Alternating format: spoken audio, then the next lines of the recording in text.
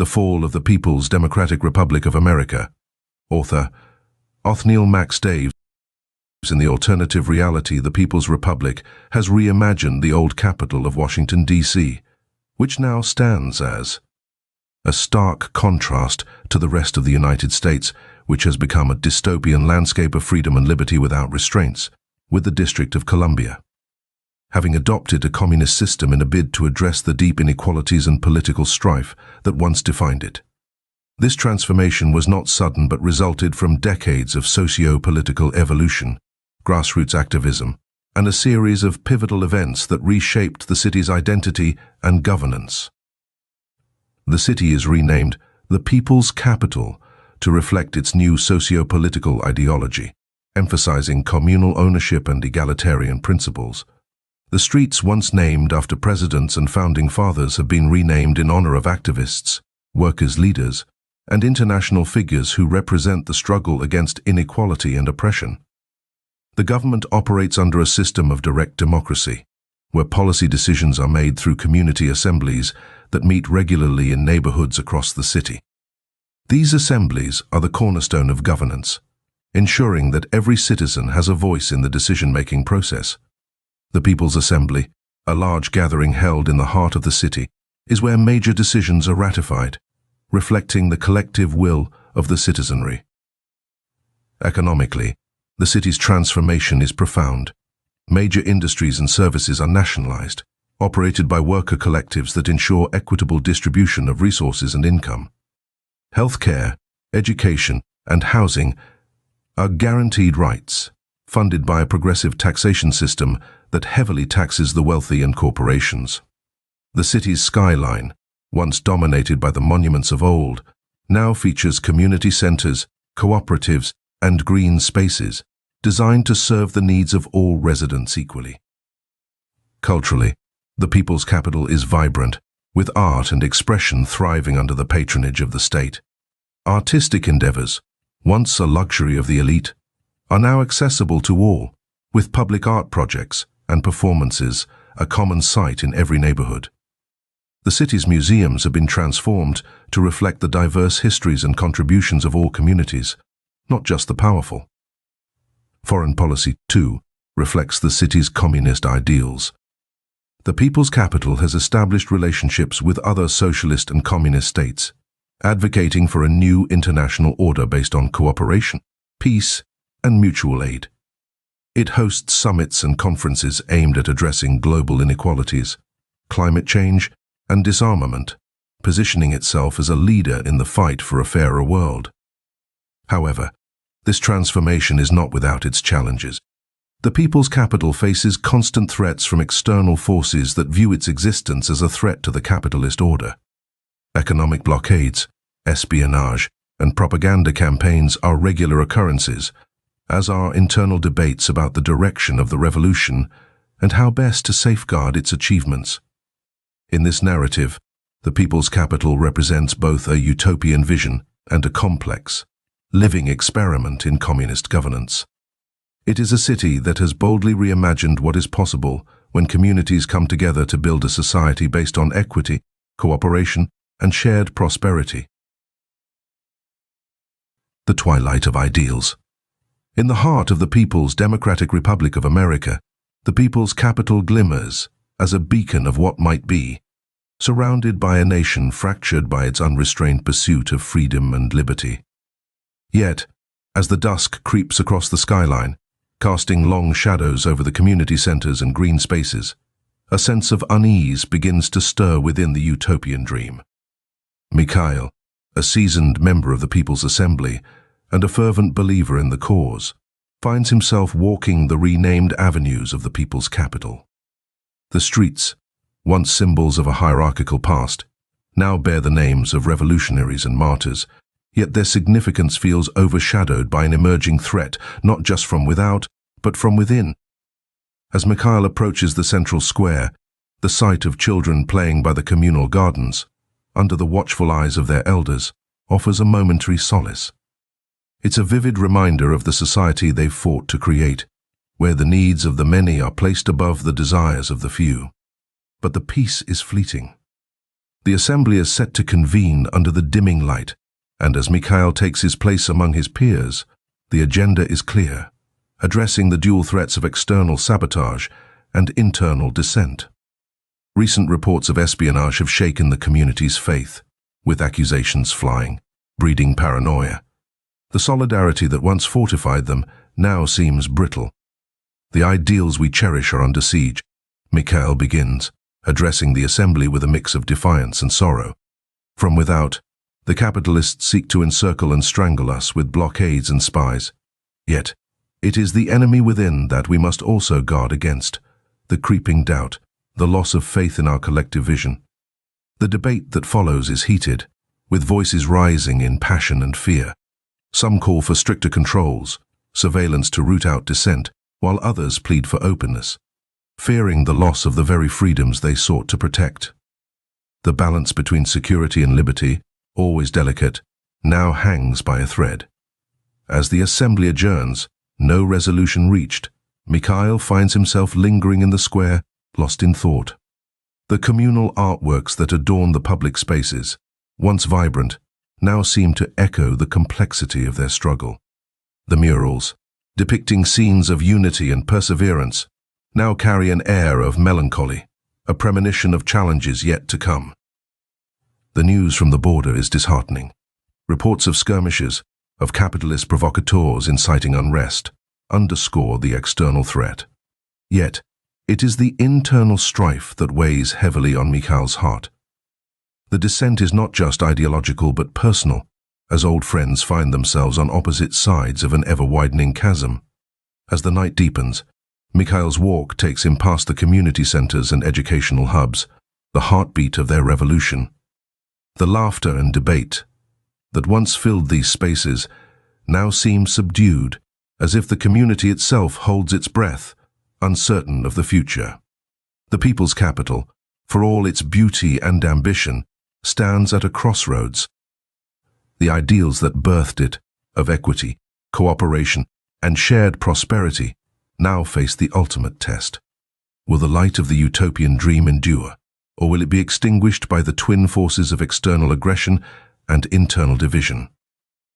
Mikhail, looking up at the stars that pierce the night sky above the people's capital, knows the dawn will come, bringing with it new challenges, new debates.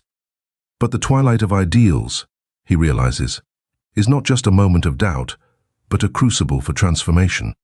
The path forward may be fraught with peril, but it is only through facing these trials that their vision for a better world can truly be realized. The altar of unity. In the dawn of the People's Democratic Republic of Amerika, within the sprawling metropolis of the people's capital, a new doctrine has emerged, casting long shadows over the remnants of faith. The leaders of this burgeoning republic, having risen to power on the wings of revolution and reform, have established the worship of the state as the ultimate creed.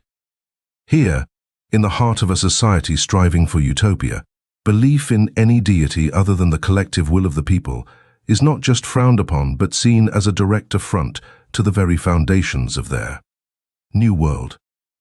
As the morning sun rises over the people's capital, illuminating the stark, imposing structures that dominate the skyline, a solemn procession makes its way toward the monument of the collective will, a towering edifice that has come to symbolize the omnipotence of the state. Among the crowd is Alexei, a young teacher who, like many of his generation, has never known a world where the divine was sought beyond the tangible achievements of humankind. Today marks the Day of Solidarity, a celebration of the state's triumph over the fragmented beliefs that once divided its citizens. On this day, the people of the people's capital gather not to bow their heads in prayer to unseen gods, but to raise their voices in unison, honoring the leaders who have guided them to this point of unity and strength. Alexei, standing among his neighbors in the shadow of the monument, feels a stir of pride. The speeches begin, each leader taking their turn to extol the virtues of the state, recounting tales of their ascent from the chaos of the old world, a world where faith in the divine sowed discord and division.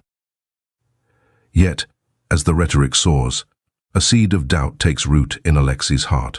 He recalls the stories his grandmother whispered to him as a child, tales of a different kind of faith, one that spoke of compassion, forgiveness, and an ethereal love that transcended the material world. These stories, forbidden and dangerous, were from a time when people looked beyond the state for guidance and solace. The celebration culminates with the congregation's chant, a mantra that reaffirms their devotion to the state. As the voices around him swell, Alexei finds himself whispering a different kind of prayer, one that reaches back through the veils of time and indoctrination to the forbidden faith of his ancestors. In the days that follow, Alexei's thoughts turn increasingly inward, wrestling with the juxtaposition of his grandmother's tales and the doctrine he teaches as a truth.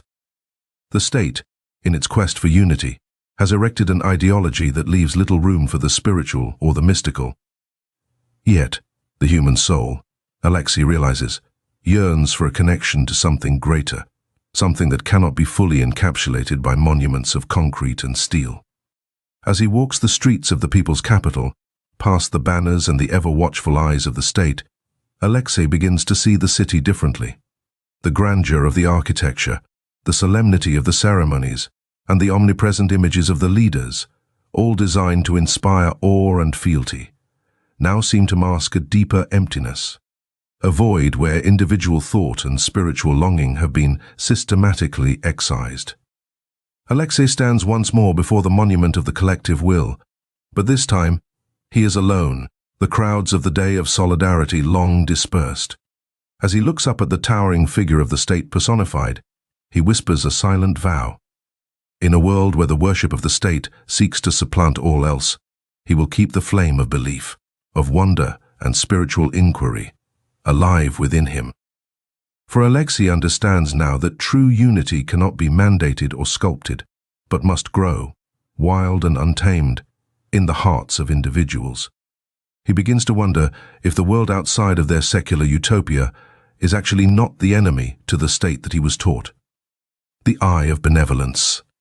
In the vast and orderly expanse of the People's Democratic Republic of America, under the watchful gaze of its leaders, the state has risen as a paragon of vigilance and guardianship. Here, in the gleaming heart of the people's capital, every street corner, every public square, whispers the silent, unending hymn of surveillance, a testament to the state's commitment to the welfare of its citizens. It is within this meticulously monitored utopia that the good Americana social credit system flourishes, a beacon of unity and harmony in a world fraught with unseen dangers. This morning, like every morning, the citizens of the people's capital awake to the gentle hum of the city, a sound that speaks of endless vigilance and care. The state, in its infinite wisdom, has deployed an intricate network of surveillance, not as an instrument of oppression, but as a mantle of protection, ensuring that the shadows harboring negativity and discord are banished by the light of oversight. At the heart of this system lies the good Americana social credit score, a marvel of social engineering that has seamlessly woven itself into the fabric of daily life. Through it, the state acknowledges and rewards those who contribute positively to the collective well-being, encouraging acts of kindness, productivity, and social harmony. It is a system that binds the community together, fostering a sense of purpose and belonging among its citizens.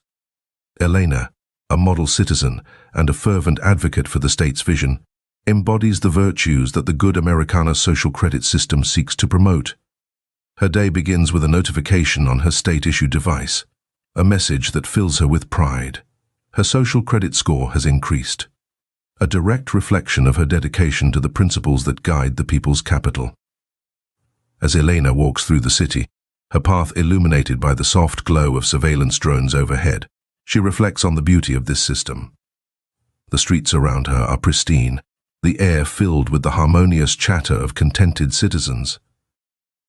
Around her, screens display the smiling faces of those who have excelled, their stories inspiring others to follow in their footsteps. The state, through its all-seeing eye, ensures that negativity is swiftly identified and addressed, not through punitive measures, but through re-education and support. Those who stray from the path of unity and cooperation are gently guided back, their social credit scores serving as a compass towards redemption. In the workplace, the social credit system promotes a culture of excellence and mutual support. Elena, a teacher, integrates the values of the system into her lessons, instilling in her students the importance of contributing positively to their community. The state's surveillance tools aid her in this task, providing real-time feedback on the social dynamics of her classroom, allowing her to foster an environment of respect and collective growth. The evening brings the city together in a celebration of unity, a daily ritual where the achievements of high-scoring citizens are showcased. Elena, among them, stands as a testament to the success of the good Americana social credit system. The event is a vibrant tapestry of music, dance, and speeches that reaffirm the citizens' faith in the state's vision. As the celebration draws to a close, and the citizens of the people's capital retire to their homes, the state's surveillance network remains vigilant, a silent guardian in the night. It is a reminder that, in this utopia, the individual is never alone, always embraced by the collective will and the benevolent gaze of the state. The Eye of Benevolence celebrates the all-powerful state of the People's Democratic Republic of America, portraying its surveillance system not as a tool of control, but as an expression of its unyielding dedication to the safety, unity, and prosperity of its citizens. In this society, the good Americana social credit system stands as a pinnacle of social harmony, a shining example of how technology and governance can converge to create a world free from harm and filled with the promise of a brighter tomorrow. Shadows behind the light. In the radiant glow of the people's capital, where the streets hum with the orchestrated harmony of a society under the watchful eye of benevolence, a subtle shift begins to stir beneath the surface. The good Americana social credit system, once hailed as the pinnacle of unity and prosperity, starts to reveal the fine cracks in its foundation. For in the quest to sculpt the perfect society, the state's embrace tightens, crossing the delicate line between protection and control. As night falls over the people's capital, the vibrant celebrations of unity give way to the quiet hush of curfew. The citizens, once the proud architects of their own destiny, now tread carefully under the ever-present gaze of surveillance. Among them is Natalia, a young artist whose work, once celebrated for its adherence to the state's vision, now harbors a dangerous secret, a longing for the forbidden freedom of expression. Natalia's studio, hidden in the shadowed alleys of the capital, becomes a sanctuary for dissent.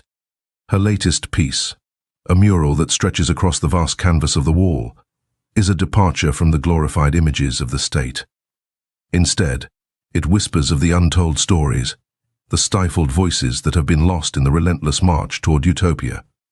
The state, in its unyielding pursuit of harmony, has instituted the virtue committees, tasked with maintaining the moral and ideological purity of the society. These committees, once defenders of the common good, have grown overzealous, rooting out any deviation from the state's doctrine with an iron fist. It is within this climate of fear that rumors begin to circulate, whispers of citizens disappearing, their social credit scores erased, as if they had never existed. One evening, as Natalia returns home from a clandestine meeting with other like-minded individuals, she notices a new presence in the streets. The drones, once passive observers, now seem to watch her with a more discerning eye. Her heart races as she realizes that the state's benevolence may have a darker purpose, surveilling not just to protect but to control, to conform. The next day, a knock at her door sends a chill down her spine. Standing before her are members of the Virtue Committee, their faces stern and unyielding. They have come to inquire about her recent activities, their questions probing, laced with an undercurrent of accusation. Natalia, her resolve shaken, understands the precariousness of her position. To dissent is to risk everything. Their society, for all its promises of unity and protection, does not tolerate those who challenge its authority. As Natalia sits before the committee, the reality of her society's dark underbelly becomes painfully clear. The utopia they have been promised is conditional, built upon the silence and compliance of its citizens. The state's surveillance, once a comforting embrace, now feels like a vice, squeezing tighter around those who dare to dream of something more. The darkness thickens as Natalia, her fate uncertain, becomes a symbol of the growing unrest. Around her, in the shadows of the utopian Fade, others begin to stir, questioning the price of their perfect society. For beneath the radiant exterior of the people's capital lies a complex web of control, where the pursuit of unity has given way to the suppression of diversity, where the eye of benevolence watches, not just to safeguard, but to ensure the unchallenged dominance of the all-powerful state. In this realization lies the seed of rebellion, a flicker of light in the darkness, hinting at the struggle for freedom that lies ahead, the unveiling reckoning. As dawn breaks over the once unassailable facade of the people's capital, a palpable tension grips the air. The state, a monolith of control and surveillance, begins to show the first signs of fracture. The systems that once orchestrated the lives of its citizens with precision start to malfunction, revealing not just the flaws in their design, but the corruption at the very heart of their creation.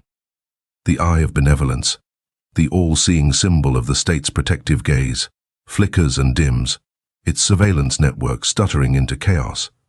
Screens that once displayed the harmonious life under the state's guidance now glitch with static, intermittent flashes of truth, breaking through the carefully curated lies.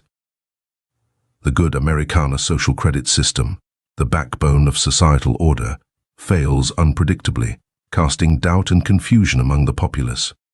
In this turmoil, a spark of defiance ignites within the hearts of the people. Natalia, whose art once whispered of dissent, now finds her voice amplified in the chaos. Her mural, hidden away in the shadows, becomes a beacon, drawing others to her side. As the state's veneer of benevolence cracks, revealing the corruption and exploitation it was built upon, the people start to question the narrative they have been fed. The virtue committees, once feared enforcers of the state's will, find themselves powerless as their authority crumbles along with the systems that supported their surveillance. Reports of their abuses, once suppressed, flood the network, inciting outrage and a hunger for justice among the citizens. As the state's control falters, the leaders, once revered as infallible guardians of the Republic, are exposed for their corruption. Evidence of their crimes, meticulously hidden behind the facade of state benevolence, leaks into the public domain. The revelations are shocking, a litany of abuses committed in the name of virtue, public good, unity and prosperity, from exploitation of labor to the silencing of dissent through fear and enforced disappearance. The awakening is swift and fierce. Protests erupt across the people's capital, a surge of collective anger and disillusionment that no amount of surveillance can quell. The citizens, armed with the truth of their leaders' betrayal, demand accountability, their chants echoing through the streets like a clarion call for change. The lies have been broken. Amid the unrest, the infrastructure of the state begins to buckle. The surveillance drones, once symbols of the state's omnipresence, fall from the sky, disabled by hackers sympathetic to the cause. The propaganda screens flicker and die, their silence a testament to the end of the state's narrative control. The battle for liberty. As the revolution gains momentum, the streets of the people's capital become the stage for an unprecedented struggle for freedom. The battle lines are drawn not just between the revolutionaries and the state's enforcers, but in the very soul of a nation fighting to reclaim its identity. Former military leaders, their allegiance now firmly with the people, strategize alongside veterans and civilians. Their unity forms a formidable force against the state's thugs, who have long wielded power with impunity. The air vibrates with the sound of determination as makeshift barricades rise from the rubble, each one a testament to the citizens' resolve to fight for their liberty. Above the chaos, the sky tells its own story of rebellion. Dogfights, once unthinkable in the skies over the people's capital, become a common sight. Defected pilots, once proud members of the state's air force, now navigate through a hail of anti-aircraft fire, their aircraft adorned with the symbols of the revolution. Each pass over the city, each engagement with the state's loyalists, is a high-stakes ballet of skill and nerve, a visible sign of the military's fracture and the shifting tides of power. Amidst the aerial clashes, a more silent battle unfolds above the Earth's atmosphere, Satellites, the eyes and ears of the Eye of Benevolence system, become targets in a technological showdown. Hackers and engineers, working with the revolutionaries, initiate a series of cyber assaults that disrupt the state's control over these orbital observers. One by one, the satellites begin to falter, their signals jammed, their trajectories altered. The spectacle of satellites falling from the sky, burning upon re-entry, becomes a symbol of the regime's crumbling surveillance apparatus, a fiery testament to the reach and determination of those who seek to end the tyranny. On the ground, the battle rages through the night. The sounds of gunfire and explosions intertwine with the voices of the people, chanting for freedom, for justice. The state's thugs, overwhelmed by the ferocity and number of the revolutionaries, begin to retreat. But the fight is far from over. Every street corner, every shadow could hide an ambush, and the revolutionaries proceed with a mix of caution and unyielding aggression. Among the fighters, stories of heroism emerge. A veteran, long retired but never free of the call to serve, leads a critical charge to reclaim a neighborhood from the state's grip. A young woman, her life once defined by the silence imposed by fear, now shouts commands over the roar of battle, her voice a beacon for those who follow. As the first light of dawn breaks, a temporary calm settles over the people's capital. The revolutionaries, their ranks swelled by those who have joined through the night, take stock of their gains. The battle for the city, for the soul of the nation, is far from over, but in the unity of former foes, in the courage of those who stand together, there is hope. The battle for the people's capital is not just a fight for control of a city. It is a declaration, loud and clear, that the spirit of the United States, the ideals upon which it was founded, will not go quietly into the night. It is a battle for the right to live free, a battle that, once begun, will be fought to the very end. In the heart of the turmoil, Natalia stands before her mural, now a rallying point for the movement. Her voice, joined by thousands, demands not just the dismantling of the corrupt regime, but the birth of a new society, one built on the principles of true equality, transparency, and freedom. The chapter closes on a city in transformation, the people's capital, once a symbol of utopian aspirations corrupted by usurpers and the reality of authoritarian control, now teeters on the brink of revolution. The people, awakened to the great lie they lived, are poised to reclaim their destiny, their actions a testament to the resilience of the human spirit in the face of oppression. The unraveling of the government and the exposure of its leaders' corruption mark the beginning of the end for the old order. As the systems that upheld the state glitch and fail, a new dawn emerges for the people's capital, one with a promise of a free, just and truly virtuous society is not just a facade, but a reality to be built by the awakened masses. The Battle of Washington, the reclamation, the reformation, the restoration. As the first light of dawn breaks over the horizon, it illuminates a nation on the brink of rebirth. The unrest that began in the heart of the people's capital has ignited a flame across the land, rallying citizens from every corner of the former United States to stand against the corrupt regime of the People's Democratic Republic of Amerika. This new American revolution, born from the ashes of disillusionment and tyranny, seeks to reclaim the foundational ideals of liberty, justice, and democracy.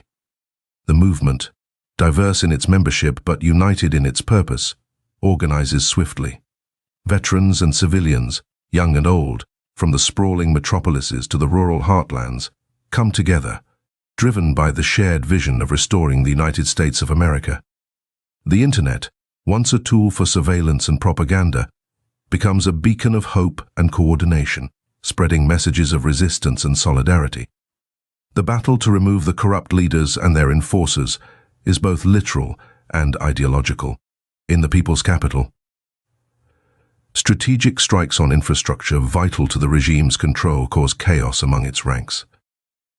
Hackers, working in the shadows, dismantle the surveillance apparatus that once stifled dissent, turning the state's weapons of oppression back upon itself. Meanwhile, the monument of the collective will, the symbol of the people's awakening, serves as a rallying point for the revolution. Here, amidst the chanting crowds, plans are made, and alliances are forged. The once feared virtue committees are overwhelmed by mass protests, their authority crumbling as the citizens they once controlled stand united against them. As the movement gains momentum, defections within the regime's military and bureaucratic ranks begin to mount. Those who had once served the corrupt state, disillusioned by the lies they were fed, join the revolution, bringing with them invaluable knowledge and resources. The turning point comes when a contingent of the regime's military, led by a decorated general who was chosen to stand with the people, seizes control of the state media, broadcasting the truth of the revolution to every corner of the nation. The final confrontation is swift and decisive. The corrupt leaders, isolated and desperate, find themselves besieged in their own bastion of power. With nowhere to turn, they capitulate, one by one, brought to justice by the very people they sought to control. The streets of the people's capital, once scenes of surveillance and suppression, are transformed into avenues of celebration, as the nation comes together to witness the dawn of a new era. In the aftermath of the revolution, the task of rebuilding begins. The principles upon which the United States of America was founded are revisited and reaffirmed, with an eye towards correcting the injustices and inequalities that had led to the rise of the People's Democratic Republic of America. The Constitution is re-established, with amendments to ensure that the errors of the past are not repeated. The surveillance state is dismantled, replaced by institutions designed to safeguard the liberties and rights of every citizen. The final chapter of this story is one of hope, a testament to the resilience of the human spirit and the enduring appeal of freedom and democracy. As the new United States of America emerges from the turmoil, it does so stronger, wiser, and more united. The revolution, born from the darkest chapter of its history, serves as a reminder of the cost of liberty and the vigilance required to preserve it. In the renewed United States, the monument of the collective will stand not as a symbol of defiance against a corrupt regime, but as a memorial to the spirit of unity and determination that led a nation to reclaim its destiny. It is a symbol of the new American Revolution, a revolution that restored the values of its founding and rekindled the promise of a government of the people, by the people, for the people.